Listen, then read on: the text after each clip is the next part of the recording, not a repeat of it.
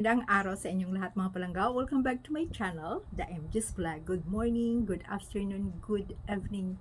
Hello po sa inyong lahat, mga team abroad, team Pilipinas, team seniors, team bahay. Magandang araw sa inyong lahat. Hello! So, pag-usapan natin si Alden Richards, mga palangga, ay ito muna, isisingit natin. Di ba mayroong i-reveal si Eiko about Itbulaga. Oh. So, nasabi niya na mabait daw talaga si Alden at crush niya. Oh. Tapos, ito mga palangga, na-reveal niya na talagang mayroon siyang host pa ngayon ha, nandyan pa sa Itbulaga na nakaka one night stand niya. Nandyan pa sa loob ng Itbulaga hanggang ngayon. Sino kaya ang isang host na nakaka one night stand niya? Tingnan niyo mga palangga, mayroon ngang mga kababalaghan na nangyari sa Itbulaga. Pero mayroon bang inilabas? Ngayon, siguro panahon na. So, antayin natin kung yung ate naman ay Aldab. Sinasabi nga ng iba, wala na dahil galit na talaga ang Itbulaga sa mga fans ng Aldab. Wala na daw talagang Aldab. Magmo-move on na.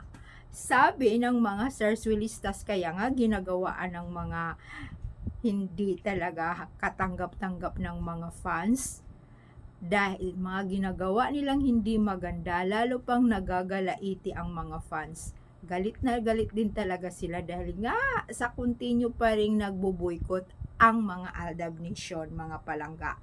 So yun na nga, sino kaya hanggang ngayon nandyan pa? O ito hindi naman itinanggal. 'Di ba? Yung mga matitino daw ay tinatanggal. At saka, iba daw talaga mag-treat ang Itbulaga. Kasi ngayon nagtatrabaho na siya sa ibang, kay VG na siya ngayon nagtatrabaho. Tapos, naranasan niya na mas maganda ang treatment ng VG kaysa kanya. Ay sa kaysa Itbulaga. Kaso nga lang, yung noon ay tape pa daw ang yung kay Toviera pa. Tapos sisigaw-sigawan lang sila. Tapos pag hindi ka sumunod at hindi ka malakas sa loob, ay ayos ka, papagalitan ka, tanggalin ka. Ayan.